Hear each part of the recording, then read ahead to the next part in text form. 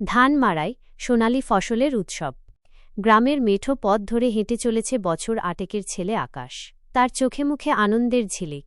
আজ তাদের উঠোনে ধান মাড়াইয়ের কাজ শুরু হয়েছে। নতুন ধানের মিষ্টি গন্ধ বাতাসে ভেসে বেড়াচ্ছে। সোনালি ধানের শীষগুলো রোদে চিকচিক করছে, যেন এক স্বপ্নীল জগৎ তৈরি হয়েছে। আকাশের বাবা, কৃষক রহমান সাহেব, কোমরে গামছা বেঁধে ব্যস্তসমস্ত হয়ে ঘুরে বেড়াচ্ছেন।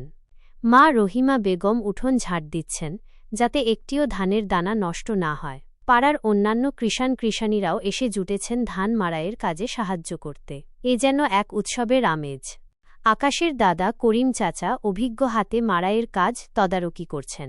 তিনি পুরনো দিনের কথা বলেন, যখন গরুর সাহায্যে ধান মাড়াই করা হতো। সেই সময় কাজ ধীরগতিতে চললেও সবার মধ্যে একটা আন্তরিকতা ছিল।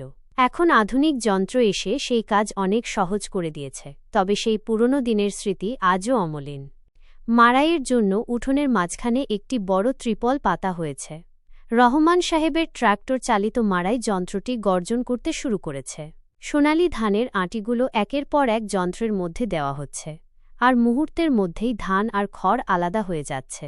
ধানের সোনালি দানায় ভরে উঠছে ত্রিপল, কৃষকের মুখে ফুটে উঠছে হাসি। আকাশ হাঁ করে তাকিয়ে দেখে যন্ত্রের কারিকুরি। তার মনে কত প্রশ্ন জাগে। কিভাবে এত সহজে ধান আলাদা হয়ে যায়? কোথা থেকেই বা এলো এই যন্ত্র? করিম চাচা তার কৌতূহল মেটান। তিনি বলেন, বিজ্ঞান আর প্রযুক্তির কল্যাণে আজ কৃষিকাজ অনেক উন্নত হয়েছে। রহিমা বেগম শ্রমিকদের জন্য নাস্তা নিয়ে আসেন। গরম গরম পিঠা,